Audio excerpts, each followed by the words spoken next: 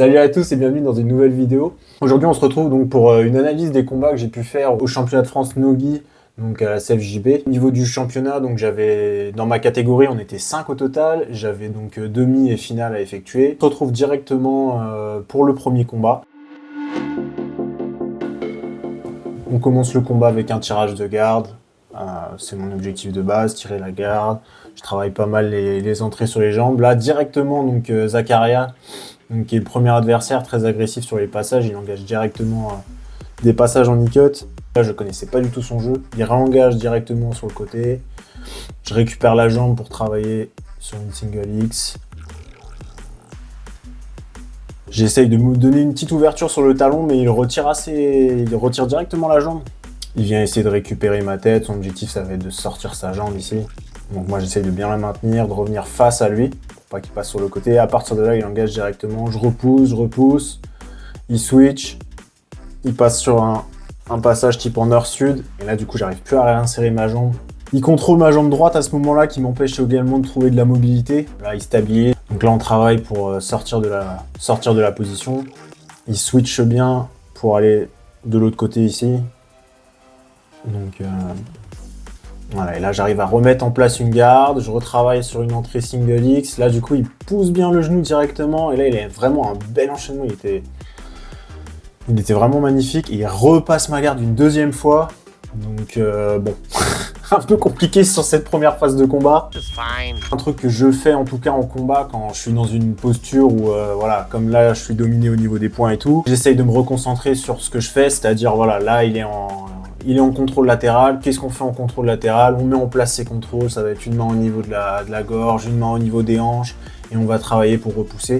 Vraiment essayer de se reconcentrer en fait sur la technique et pas penser aux conséquences, à la défaite ou quoi que ce soit. C'est vraiment essayer de se refocaliser sur l'instant T, mes contrôles et sur le jeu, le jiu-jitsu quoi. J'ai mon bras gauche qui va venir un peu gêner, sa tête pour éviter qu'il puisse la remonter, retravailler sur une montée trop facilement. Et j'essaye de revenir un peu en forme, alors c'est pas forcément un peu en forme, on peut dire de défense, qu'on vient chercher avec un peu l'octopus garde, sauf que bon là il a le bras devant, donc c'est pas optimal. Là du coup il transitionne sur une prise de dos, où il va chercher mon dos, et à partir d'ici du coup, vu qu'il est pas mal sur l'avant, j'en profite pour remonter, et du coup directement on commence à travailler, voilà, on essaie de pousser le genou, de venir connecter, commencer directement à travailler sur les passages. Donc là ici il a sa jambe gauche là qui vient me regêner, donc j'essaie de faire attention à ça. Et là j'essaie de venir chercher une première connexion au bras-tête, sauf qu'il a son genou gauche à lui qui vient me repousser.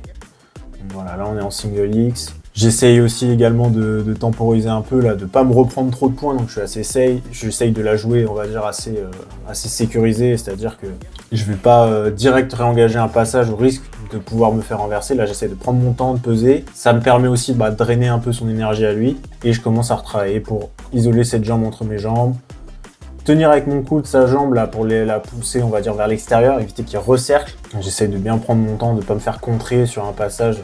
Puis après, bon, de base, j'ai un jeu qui est assez posé, je suis pas le mec le plus explosif du monde. Et là, on tombe plus sur une phase un peu donc demi-butterfly pour Zach. Et alors des fois ici, c'est aussi une grosse entrée en full strip. Là, l'idée, c'est créer du mouvement, stepper avec ma jambe derrière, à ce moment-là. Essayer de recréer des ouvertures, des angles d'attaque. Voilà, je re-step derrière. Là, ici, par contre, il contrôle ma jambe. C'est ça que j'essaye de retirer pour faire attention. Et je retravaille en pressant ici. Et là, vous voyez, on n'est plus sur la même phase. On est sur une phase où j'ai le genou qui est rentré. Donc, du coup, ça me permet de mettre de la tension sur sa garde. Et c'est là, voilà, où je vais pouvoir exploser derrière. Vu que je presse d'un côté, là, j'engage de l'autre.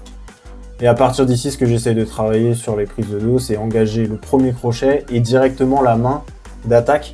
Juste la placer au moins à l'épaule, assez rapidement. Et comme ça, derrière, après, je vais pouvoir attaquer sur la finalisation et passer en même temps le deuxième crochet pour sécuriser la position.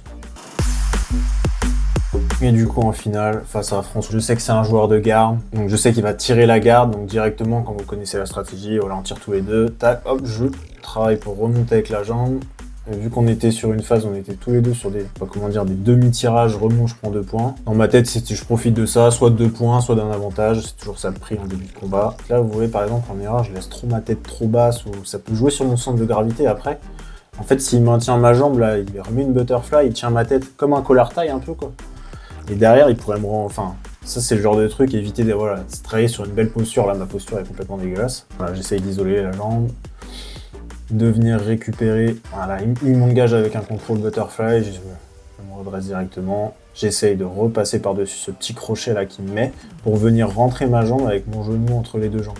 Éviter qu'il puisse me décoller avec ce crochet là. L'idée aussi avec cette presse, c'est aussi pouvoir à un moment, en continuant de presser, fatiguer sa jambe qui est au-dessus ici, son knee shield. Et puis à un moment, s'il y a une ouverture avec le knee shield, c'est-à-dire passer au-delà du genou, on vient directement chercher un buste contre buste. À partir de là, ça permet d'avoir une bonne connexion et de dérouler ses passages. Donc là, voilà, je plante mon poing dans le sol, un peu comme un crazy dog. Ça me permet d'avoir une certaine pression constante sur l'adversaire. Et derrière, en même temps, de me donner des ouvertures pour des potentiels passages, des potentielles connexions qui vont me permettre derrière de dérouler mes passages, quoi. Et ici, en plus, donc il avait ce contrôle, alors je vais pas remettre avant, mais il avait ce contrôle en overhook.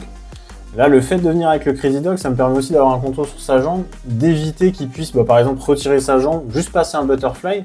Si on ne travaille pas forcément sur cette jambe-là, il aurait combiné avec l'overhook, le contrôle ici sur la main, comme on peut le voir au poignet, et il repasse cette jambe-là en crochet butterfly. Il aurait eu la mobilité, on va dire. À partir de là, pour moi, ça aurait pu aussi être compliqué. Donc c'est pour ça aussi, je trouve que c'est plutôt un contrôle intéressant et qu'on a pas mal travaillé dernièrement. En tout cas, nous, dans nos phases d'entraînement à la salle. Là, je connecte à la hanche, j'essaye de connecter à la hanche, rentrer avec mon genou ici, isoler la jambe, et là, c'est vraiment passer au-delà du genou. À partir de là, j'ai réussi à avancer assez en fait pour passer au-delà du genou, et je viens récupérer du coup ma connexion. À partir de là, j'ai toujours mon genou qui est pris entre ses jambes, mais derrière, du coup, on va bien travailler pour le passer. On peut travailler sur un knee slide, comme ici, donc dans le cas, mais c'est aussi possible de travailler sur une prise de montée. Par exemple, je rouvre le genou. Là, en tout cas, je sentais que dans la sensation, je passais mieux en knee slide, et je voulais vraiment sécuriser les points.